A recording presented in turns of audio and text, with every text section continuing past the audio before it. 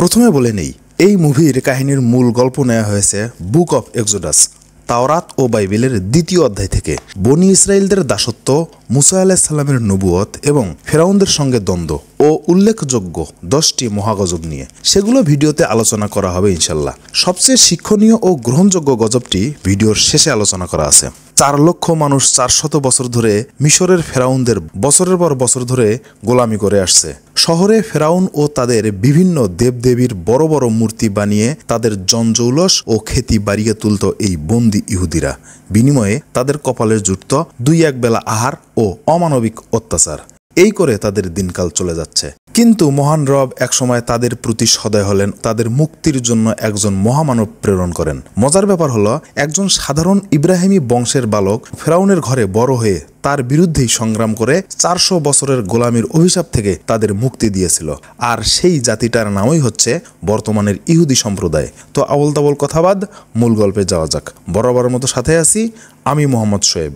গল্পের শুরু হয় মিশরের মেমফিসের ফেরাউনের রাজদরবার থেকে। মিশরের সীমানায় অন্য দেশের হিট্টি নামের একটি সম্প্রদায় তাঁবু গেড়েছে, কিন্তু তাদের উদ্দেশ্য এখনও পরিষ্কার না।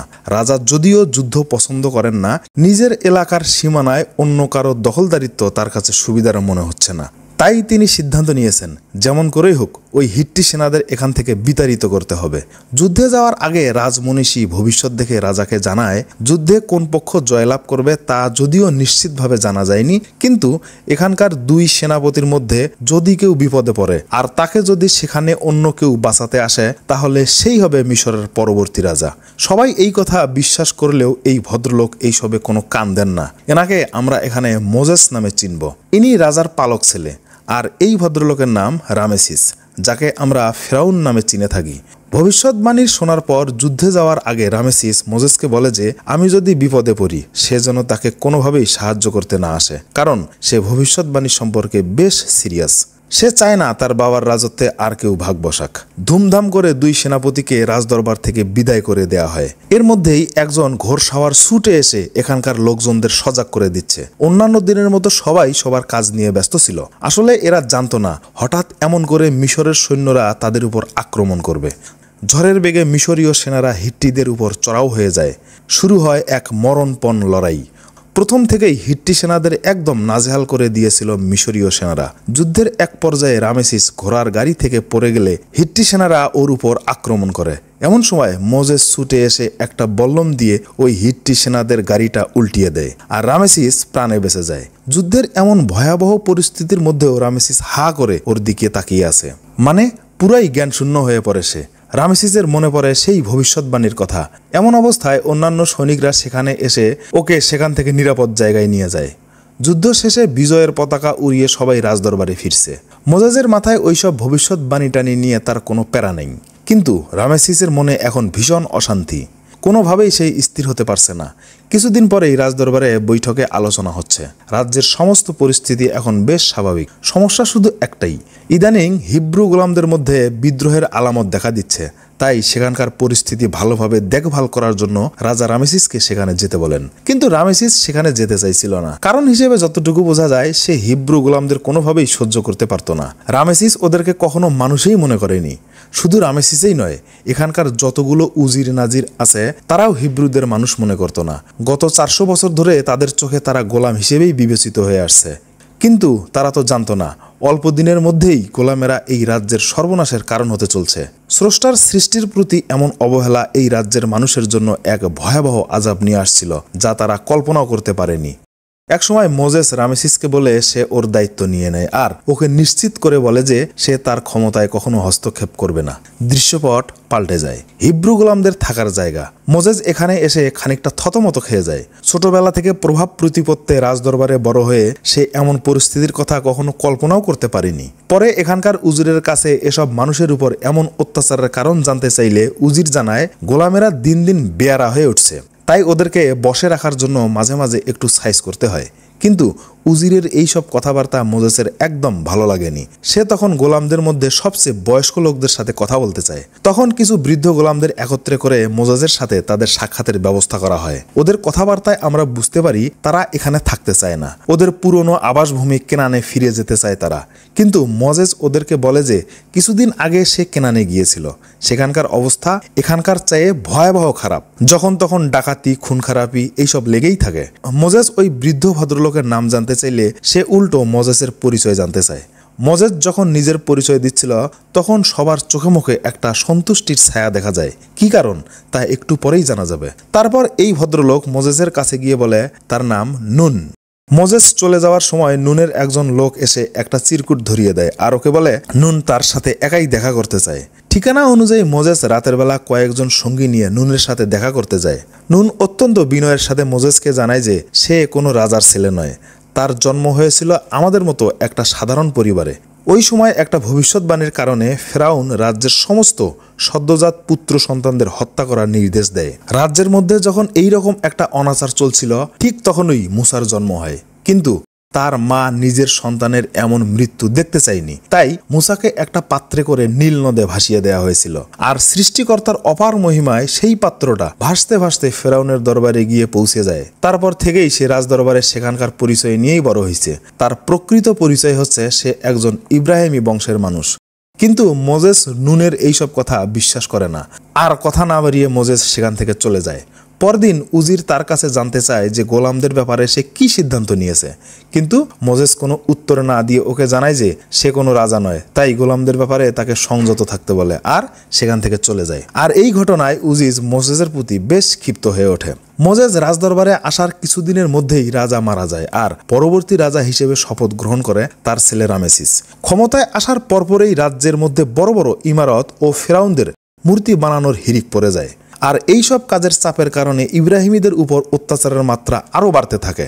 এর মধ্যেই একদিন ওই উজির চলে আসে রামেসিসের সাথে দেখা করার জন্য, কিন্তু মোজেস প্রথমে ওকে বাধা দিলেও রামেসিস ওকে ইশারা দিয়ে নির্ভয়ে থাকতে বলে, কারণ ইব্রাহিমীদের নিয়ন্ত্রণে রাখার জন্য এইরকম একটা ঘাড়তেরা উজির তার কাজে লাগবে। সবার সামনে একরকম অপদস্থ করেই সেদিন মোজেসকে সেখান থেকে বাইরে পাঠানো হয়, যাতে রামেসিস উজিরের সাথে খোলাখুলি কিছু কথা সেরে নিতে পারে। তখন আমাদের দেখানো হয় কিছুদিন আগে মোজেস যখন নুনের সাথে কথা বলছিল তখন দুইজন ইব্রাহিমী গোলাম লুকিয়ে লুকিয়ে ওদের সব কথা শুনে ফেলছে, আর মোজেসের ব্যাপারে সেই সমস্ত সত্য কথা তারা উজিরকে বলে দিয়েছিল।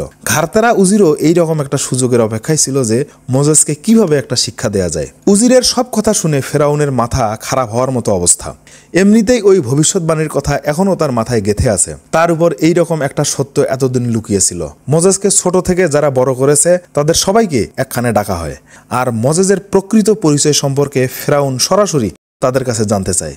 কিন্তু প্রথমে ওরা সবাই তা অস্বীকার করলেও ফেরাউন আবার ওদেরকে একটা সুযোগ দেয়। এবারও সবাই একই কথা জানায়। ফেরাউন এবার রেগে গিয়ে ওই ভদ্র মহিলার কাছে গিয়ে তলোয়ার দিয়ে একটা কোপ দেয়, কিন্তু মোজেস তাকে বাঁচানোর জন্য ছুটে এসে ফেরাউনের ওই তলোয়ার আটকায় আর সত্যি কথাটা বলে দেয়। ফেরাউন খানিক হা করে ওর দিকে তাকিয়ে থাকে। মোজেসকে কিছুদিন বন্দি রাখার পর মিশর ছেড়ে অনেক দূরে কোথাও পাঠানো হয়, যাতে সে আর কখনো এখানে আসতে না পারে। খাবার নেই, পানি নেই, শুষ্ক মরুভূমির দীর্ঘ পথ, কোথায় যাবে তারও কোনো গন্তব্য জানা নেই। অনেকদিন এইভাবে চলতে চলতে মাদিয়ান নামে একটা জায়গায় চলে আসে। ক্ষুধা পিপাসায় কাতর হয়ে আছে মোজেস। একটা কুয়ার কাছে এসে দেখে কিছু মেয়ে মানুষ সেখান থেকে পানি তুলতে আসছে, আর তখন ভেড়ার পাল নিয়ে একদল মানুষ এসে ওদের পানি নিয়ে ঝামেলা করতে চাইছিল। কিন্তু মোজেস যখন তার নিজের কোষ থেকে তরবারিটা বের করে তখন ওরা আর কোনো ঝামেলা না করে সেখান থেকে চলে যায়। তারপর মেয়েগুলো স্বাচ্ছন্দ্যে কুয়া থেকে পানি তুলে নিয়ে যায়, আর যাওয়ার সময় মোজেসকে তাদের মেহমান হিসেবে বাড়িতে দাওয়াত দেয়।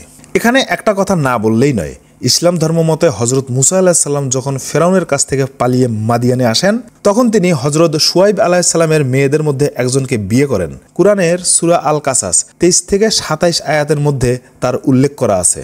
শুয়াইব আলাহিসাল্লাম মুসা আলাহিসাল্লামকে তার 2 কন্যার একজনকে বিয়ে দেওয়ার প্রস্তাব দেন। শর্ত ছিল যে মুসা আলাহিসাল্লাম 8 বছর বা 10 বছর তার খেদমত করবেন। তখন মুসা আলাহিসাল্লাম এই শর্ত গ্রহণ করেন এবং নির্দিষ্ট সময় পূর্ণ করার পর তার কন্যাকে বিবাহ করেন। তবে কুরআনে শুয়াইব আলাহিসাল্লামের কন্যার নাম উল্লেখ করা হয়নি। ইসলামিক ঐতিহ্য ও হাদিসের বিভিন্ন বর্ণনায় তার নাম সাফরা বা জিপ্পোরা নামে ডাকা হয়। অবশ্য এখানেও তাকে জিপ্পোরা নামেই পরিচয় করানো হয়েছে। 9 বছর পরের ঘটনা। এতদিনে মোজেসের একটা পুত্র সন্তান হয়েছে। স্ত্রী সন্তান নিয়ে বেশ সুখে শান্তিতেই তার দিনকাল কাটছিল। এর মধ্যেই একদিন একটা অনাকাঙ্ক্ষিত ঘটনা ঘটে। ঝড় বৃষ্টির কবলে পড়ে কয়েকটা ভেড়া পাল ছিঁড়ে পাহাড়ের দিকে উঠতে থাকে। মোজেজও তাদের পিছু পিছু উপরে উঠতে থাকে, কিন্তু হঠাৎ বৃষ্টির পানি সহ পাহাড়ি ঢল এসে মোজেজকে ভাসিয়ে নিয়ে যায়। জ্ঞান ফিরে দেখে সে কাদার মধ্যে ডুবে আছে। সে কোনোভাবেই উঠতে পারছিল না। এমন সময় সেখানে ছোট্ট একটা বালক এসে মোজেসকে বলে যে তার একজন সেনাপতি দরকার, আর তার লোকজন সেখানে অনেক দিন থেকে অপেক্ষা করছে।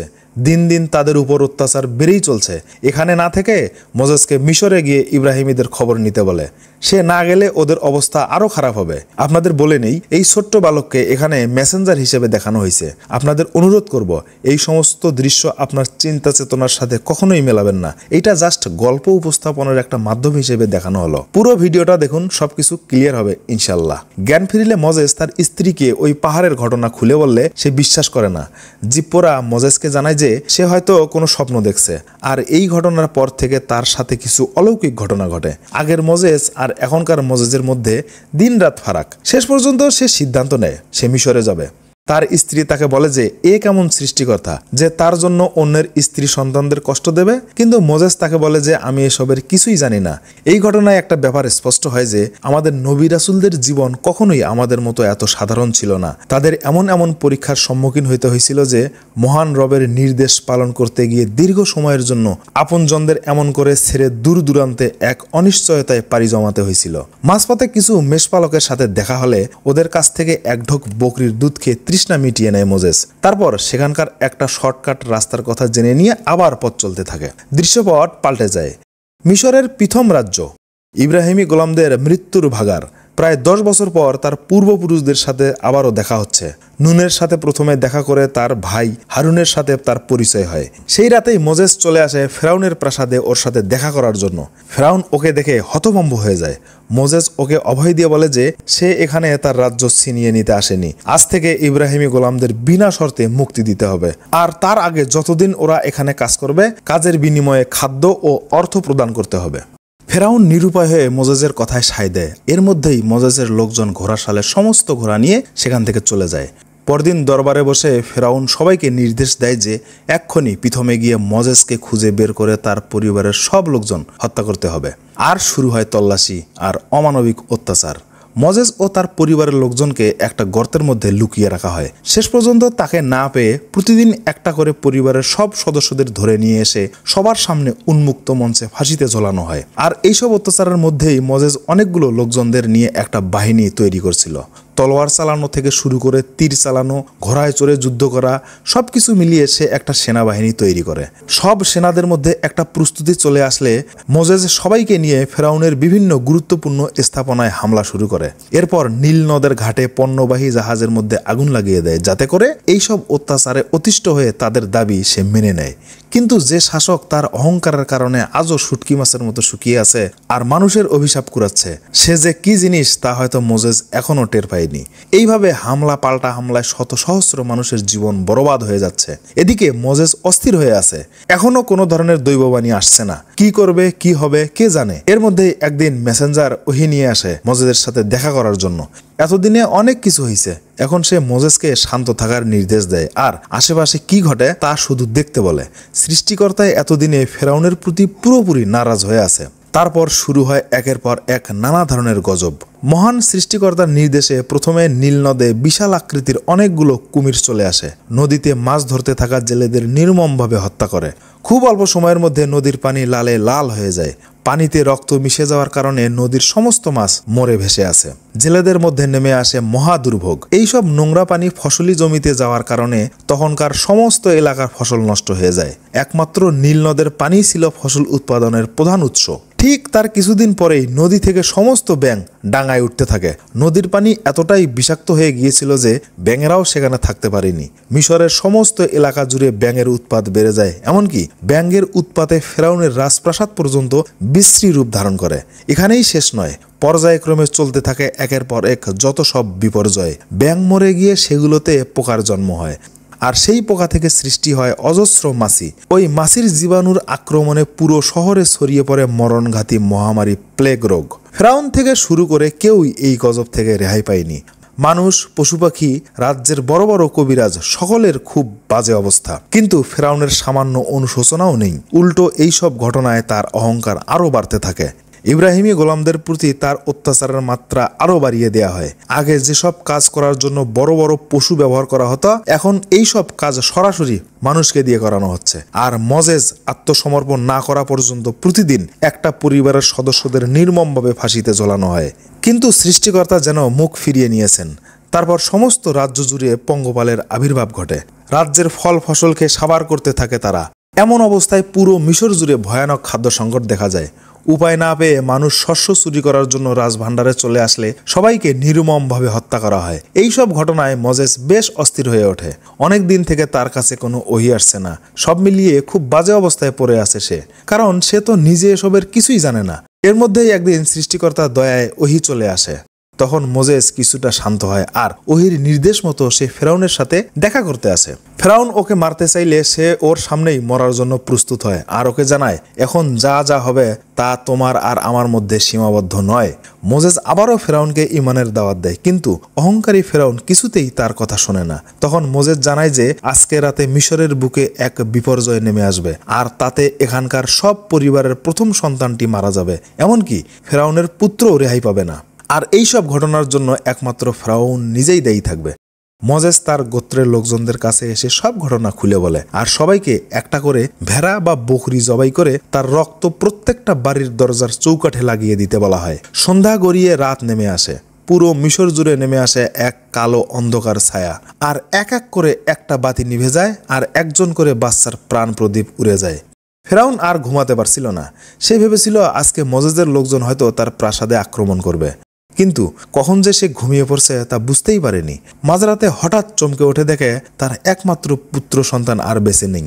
সন্তান শোকে সমস্ত এলাকা জুড়ে একটা হাহাকার শব্দে আকাশ বাতাস ভারী হয়ে ওঠে। পরদিন ফেরাউন তার মৃত সন্তানকে নিয়ে মজেজের সাথে দেখা করতে আসে আর বলে, এই তোমার ঈশ্বরের নমুনা যে কিনা ছোট্ট শিশুদেরও মেরে ফেলল। উত্তরে মজেস ফেরাউনকে জানায়, গত রাতের ঘটনায় প্রায় 4 লক্ষ ইব্রাহিমীদের মধ্যে একটি সন্তানও মারা যায়নি। যা হওয়ার তা ফেরাউন আর মিশরের মানুষদের সাথেই হয়েছে। মজেজের এই কথা শুনে ফেরাউন যেন আকাশ থেকে পড়ে। এমন অলৌকিক ঘটনা কিভাবে সম্ভব? তারপর কি যেন মনে করে সে রেগে গিয়ে মজেজকে বলে তার সমস্ত লোকজন নিয়ে এখান থেকে সে যেন চলে যায়। মজেজ মুক্তি পেয়ে আর এক মুহূর্ত দেরি না করে সমস্ত ইব্রাহিমীদের একত্রে করে মিশর ছেড়ে কেনানের উদ্দেশ্যে রওনা হয়। ফেরাউন প্রাসাদে এসে পুত্রের দেহ মমি করে কি যেন ভাবছে। শয়তানে ধরলে যা হয় আর কি। হঠাৎ করেই তার খেয়াল পরিবর্তন হয়। সেনাপতি, উজির, নাজির, ঘোড়সওয়ার সবাইকে একত্রে করে নিয়ে বিশাল এক বাহিনী নিয়ে সে মোজেসকে হত্যা করার জন্য বেরিয়ে পড়ে।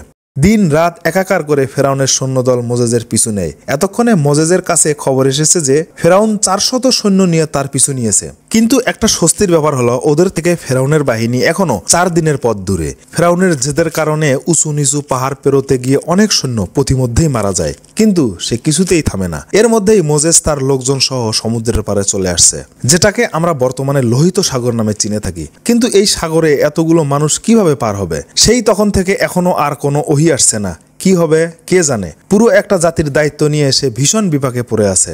কোনো পথ খুঁজে না পেয়ে রাগে দুঃখে হাতের তলোয়ারটা পানির মধ্যে ছুঁড়ে দেয়। রাতের বেলা দেখে একটা তারা ছুটে গিয়ে সমুদ্রের ওপারে মিলিয়ে গেল আর সকাল হতেই খেয়াল করে সাগরের পানি গত রাতের থেকে অনেক কমে গিয়েছে। দূর থেকে ওই তলোয়ারের মাথাটা এখন দেখা যাচ্ছে। হাজারো পাখির আনাগোনায় সমুদ্র তটে কোলাহলের সৃষ্টি হয়। মানে এখন পানি শুকিয়ে আসার সময়ের ফলে এখানে অনেক মাছ পাওয়া যাবে, যা অনেক পাখির আহারের উৎস হতে যাচ্ছে। সৃষ্টিকর্তার লীলা বড়ই বিস্ময়ের। মোজেস খুশি হয়ে সবাইকে সাথে নিয়ে সাগর পাড়ি দেওয়া শুরু করে। কোথাও একদম শুকনো জায়গা, আবার কোথাও কোমর খানেক পানি। এইভাবে বেশ খানিক রাস্তা চলতে হয়। এদিকে ফেরাউনও তার দলবল নিয়ে চলে আসছে। নিজের চোখের সামনে তার দলের মানুষদের মরতে দেখেও সে একটুও অবাক হয়নি। জেদ এবং অহংকারে তার আত্মা কলুষিত হয়ে আছে। এমন সময় চারপাশ অন্ধকার করে শুরু হয় ঝড়ের তাণ্ডব। একদিকে চিরশত্রু মোজেসকে মারার তৃষ্ণা, অন্যদিকে ভয়ঙ্কর ঝড়ে নিজের মৃত্যুর সম্ভাবনা। এই দুইটার মধ্যে তার সৈন্যদল নিজের জীবন বাঁচাতে ফেরাউনকে একা রেখে তারা উল্টো দিকে ছুটতে শুরু করে। কিন্তু অহংকারী ফেরাউন ভেবেছিল যে সে এই ঢেউয়ের তাণ্ডব এড়িয়ে যেতে পারবে। ইতোমধ্যেই মোজেস তার লোকজনকে নিয়ে পারে চলে আসছে। ফেরাউনের সামান্য কিছু দূরেই মৃত্যুর হাতছানি। এখানে মোজেসকেও পানিতে ডুবতে দেখা যায়, কিন্তু তিনি পরে যে পারে উঠতে পারছিলেন সেই দৃশ্যটা এখানে দেখানো হয়েছে। পানির আঘাতে চূর্ণ বিস্তীর্ণ হয়ে যায় ফেরাউনের অহংকার, আর ঢেউয়ে ঢেউয়ে ভাসতে থাকে তার নফরমানের নিশানা, যা আজও আমাদের চোখের সামনেই ভেসে বেড়াচ্ছে। কিন্তু আমরা তা দেখি না, আর দেখলেও হয়তো না দেখার ভান করে চলে যাই। মহান রব আমাদের কবুল করুন। এই মুভির একটা সুন্দরতম মেসেজ হচ্ছে, মানুষের অহংকার, রাগ, জেদ কখনোই আমাদের কল্যাণ নিয়ে আসতে পারে না। তো ভিডিওটি ভালো লাগলে অবশ্যই একটা লাইক এবং সাবস্ক্রাইব করে পাশে থাকার অনুরোধ থাকলো। আল্লাহ হাফেজ।